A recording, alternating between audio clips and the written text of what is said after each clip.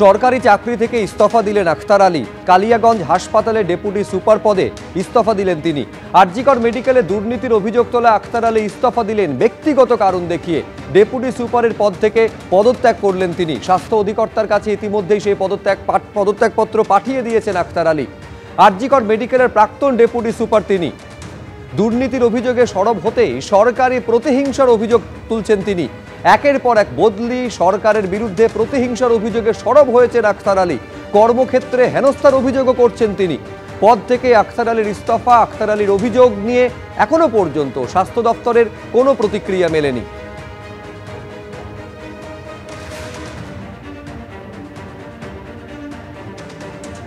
চাকরিটা করি এবং মান সম্মান রেখে মাথা উঁচু করে করি, কিন্তু আমার ডিপার্টমেন্টে আমি চাকরি করতে দিচ্ছি। তাই আমি আরজিকর নিয়ে মুখ খুলেছি, এটাই হচ্ছে আমার অপরাধ।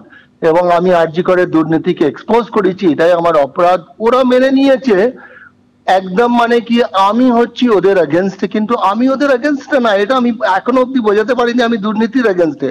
এবং হাত ধোয়া আমার পেছনে পড়ে আছে, আমি চাকরি করতে পারছি না, আমার ছুটি স্যাংশন হচ্ছে না, আমি বাড়ি যেতে পারছি না। মুর্শিদাবাদে ছুটি প্রিন্সিপাল তখন স্বাস্থ্য দপ্তরে পাঠিয়ে দেয়, স্বাস্থ্য দপ্তরকে দিয়ে ক্যান্সেল করিয়ে দেয়। তো আমাদের সার্ভিসে অনেক নিয়ম আছে, স্টেশন লিভ করতে গেলে পারমিশন লাগে, ইএল লাগে, ছুটি লাগে, এইসব ইত্যাদি। এবং আমি কোনো বেনিফিট পাচ্ছি না, কারণ আমি তো জানি আমি কিছুই পাবো না। ধর্মতলায় এসআইআর ইস্যুতে কংগ্রেসের বিক্ষোভ।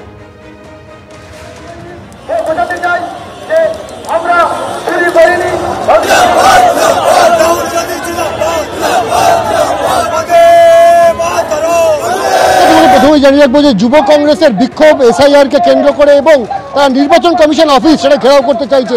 এই মুহূর্তে তুমি দেখতে পাচ্ছ যে হাজারে হাজারে কিন্তু কংগ্রেসের যে যুব সংগঠন তাদের সমর্থকরা তারা কিন্তু এই মুহূর্তে যে বেন্টিং স্ট্রিট রয়েছে, বেন্টিং স্ট্রিট ধরে তারা কিন্তু ক্রমশ এগোচ্ছে।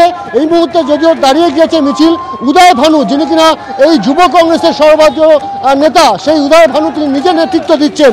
এবং প্রত্যেকে তুমি দেখতে পাচ্ছ স্লোগান উঠেছে ভোট চোর গদি চোর, অর্থাৎ একেবারে কিন্তু সরাসরি আক্রমণ কিন্তু নরেন্দ্র মোদীকে। সেই জায়গায় দাঁড়িয়ে এই মুহূর্তে এখানে তারা অ্যাজিটেশন করছেন।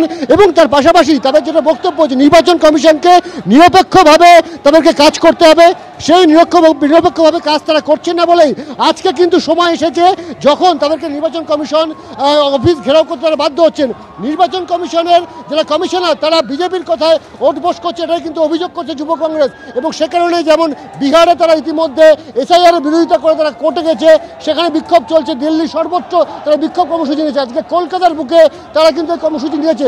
তুমি দেখতেই পাচ্ছ হাজারে হাজারে এই যে যুব কংগ্রেস সমর্থক তারা কিন্তু এই মুহূর্তে বেন্টিং স্ট্রিট ধরে একেবারে নির্বাচন কমিশন অফিসের দিকে তারা রওনা দিয়েছে।